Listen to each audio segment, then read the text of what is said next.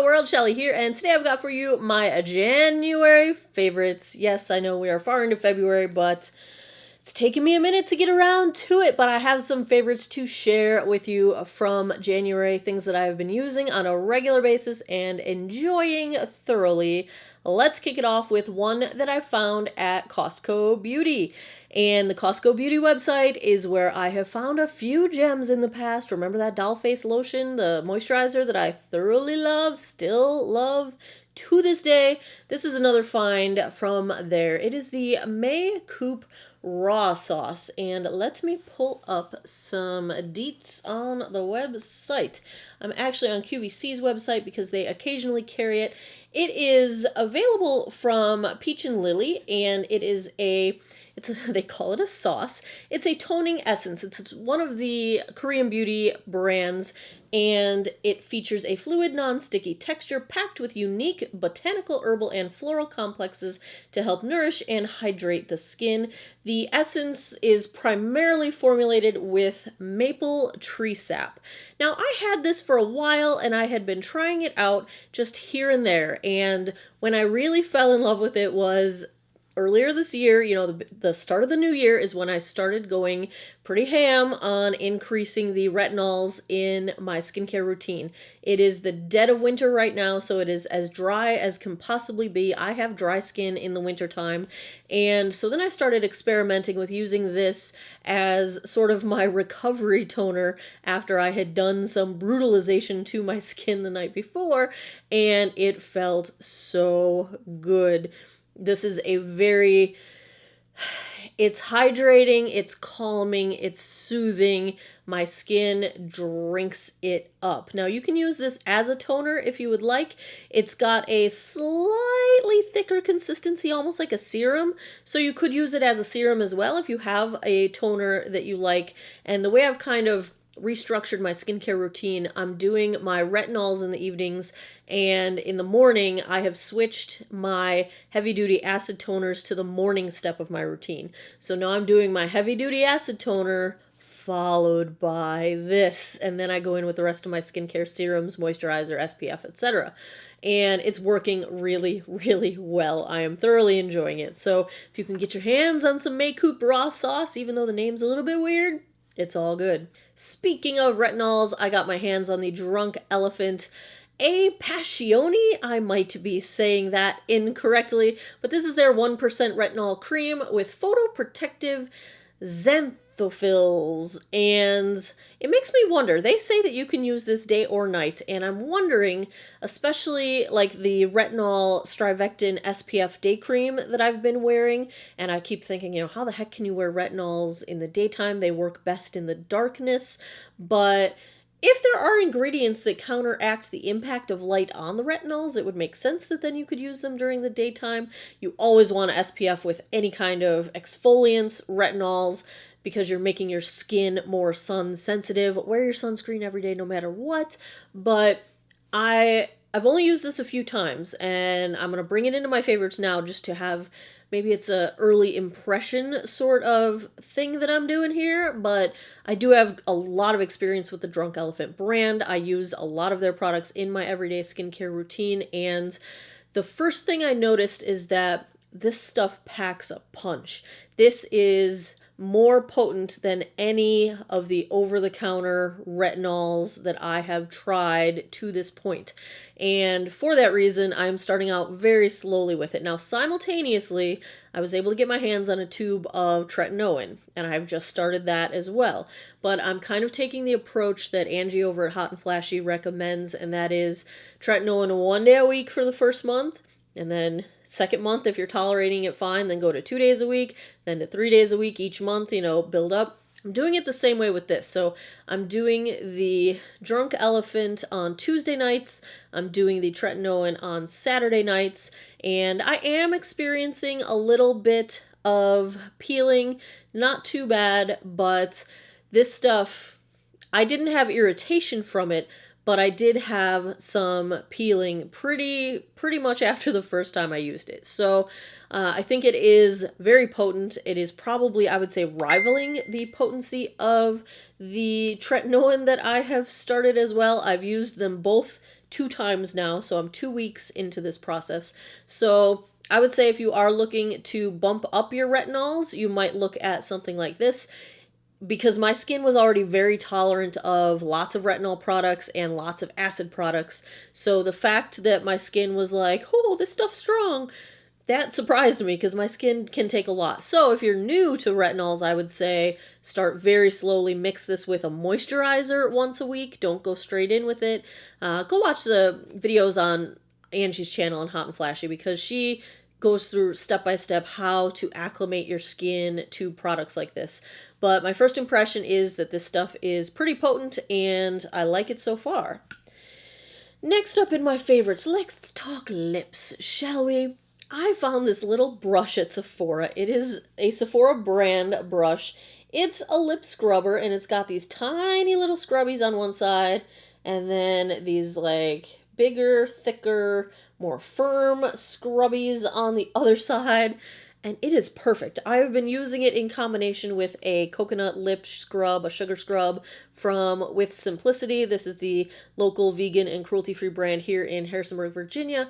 And I put some of this on my lips, I scrub it up dub, and then, well, I would say I wipe it all off, but I also lick off some of it because this is all natural food grade type ingredients that you could just lick it right up. And this brush really helps, especially with my lips being so dry in the wintertime. It really helps avoid the flaking, peeling symptoms. I then go in with my Laneige lip sleeping mask, which I love, and that's working really well. While we're on the topic of With Simplicity, I tried out their nail polish line. They have a new nail collection. They also have nail polish remover pads. I am wearing this shade right now. It is, oh, what is it? Malva Mellow, kind of like Marshmallow, but Malva Mellow. Very, very, very pretty. Now, the key here is that they're not 5 free. They're not 7 free. They're 15 free. Free of 15 different harmful or not great for you chemicals and ingredients that typically come in nail products that are not in this. That makes these nail polishes are some of the cleanest available made in the USA.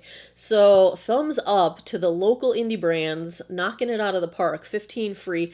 I've been wearing this polish for 9 days now. I touched up the tips on a couple of fingers one time. You can see I've got nail growth at the cuticles, so I have been wearing this for quite a while. It is very long wearing. I'm really rough on my nails. I mean, I open cat food cans like nobody's business, but wears really well. Very pretty color. They've got 10 different shades available. I am going to buy more, especially there's one that looks like it's almost black, and you know, my inner goth girl just loves the black nail polish, and this color has me like wanting for spring, but also still living firmly in the sort of mysterious dusty shades. I'm thoroughly enjoying this formula. This is the clear top coat. This is the nail polish. I also have the remover pads, which come on compostable cotton. They also have it available just in a jar, a tub, or not a tub, a bottle. Oh my god. That if you don't want to use a throwaway type of product, but I haven't used them yet because I have not taken this polish off. So thumbs up on the With Simplicity nail collection. Bravo, 15 free. I am liking it. Let's give a shout out to the Science Serum Bright and Tight. Now, I do have makeup on right now, obviously, but I have not used this in the past 2 weeks because I was testing out that Caudalie eye cream product. And do you know what I noticed? I noticed that the purple underneath my eyes came back when I stopped using this. So going right back into my routine. I just like to try one thing at a time so that I can kind of tell where different issues are coming from or where certain benefits are coming from. Bright and Tight for me is all the wonderful things about tie-dye. You know, I've had great results in, especially on the hoods of my lid, lifting that sort of heavy skin on the outer edge of my eye. And so I get the benefits of the lifting of that I got from tie-dye, but this also has the most effective dark circle remover that I've ever had, and I've been trying to get rid of my dark circles forever.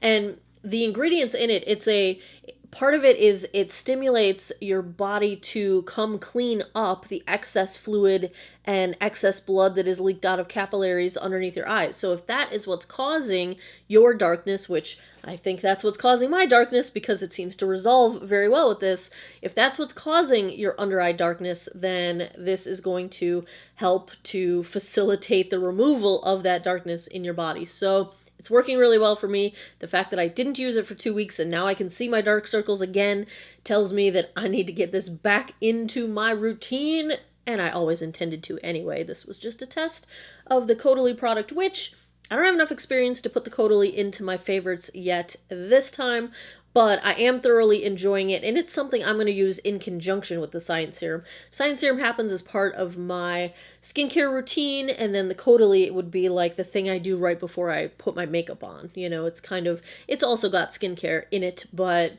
it's more of a topical cosmetic treatment than it is a skincare treatment. Even though there's skincare in it, I don't know if I am making any sense whatsoever. So we're just going to move on from here. I think I only have one more thing. Yeah, no, we're going to do 2 more things. So, one more thing. The Clinique Take the Day Off Balm. Why do I sound so weird when I say that? I'm almost done with this trial jar. Thank goodness I was able to get another trial jar. I get these trial sizes, the sample sizes, whenever I can. Here's why I like this stuff, and the benefit to me is travel. So, when I'm traveling, you know, you don't necessarily want a ton of liquids in your suitcase, because if they break or spill or the cap comes off or whatever, you are left with a hot mess all over your luggage. And this is a balm. It sort of melts into an oil on your skin. So, you know, my favorite first step in cleansing these days is a cleansing oil. So this can take off your eye makeup like an oil would with that same sort of hydration to it without having to travel with an oil. And then you go in with whatever cleanser would be your typical next step.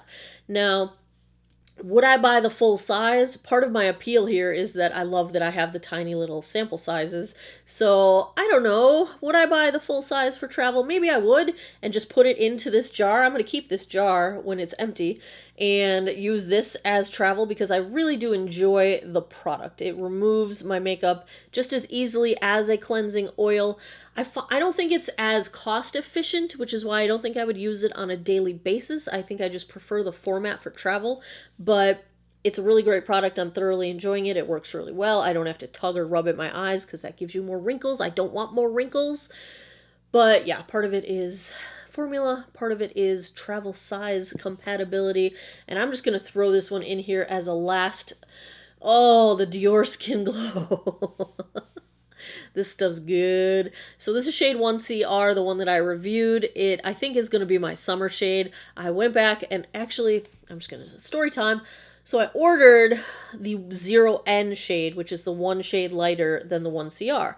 And when it arrived, I realized that I ordered the Dior Forever, not the Dior Forever Skin Glow. So, well, I never tried the Dior Forever, so that'll be in my foundation bin for a future review. And then I went back and ordered the 0N in the Skin Glow because this stuff, even when I had those failed foundation days when I was trying out the new Hourglass Vanish Liquid Foundation and it did not work out for me, this stuff is what I put on my face right after I washed off the Hourglass, and it worked just fine.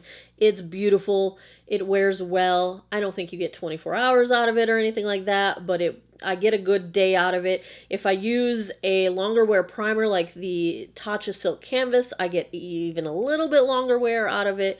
So use it with a longer wear primer and you'll get the best results. I love this stuff so much. I don't know if we're Holy Grail. We're close to Holy Grail. I'm going to have to wear it more before I make a final determination there, but it's definitely my current favorite right now in the everyday life. So there you have it. Those are my most recent favorites. Yep. That's what we got. If you enjoy favorites videos, give me a thumbs up down below. Please subscribe if you haven't already. I post new videos every Monday, Wednesday, Friday, 9 p.m. Eastern Time. And as always, thanks a lot for taking some time out of your day to geek out over makeup with me. Come back every Monday, Wednesday, Friday, 9 p.m. Eastern for new videos. Click the notification bell if you don't want to miss any. If you want to see how I got this makeup look, that'll be the next one, using the cruelty-free and vegan brand Pacifica. Thanks a lot for taking some time out of your day to geek out over makeup with me. I already said that. I appreciate your time, and I hope you guys all have an awesome day or night wherever you are in the world. Take care of each other. Bye-bye.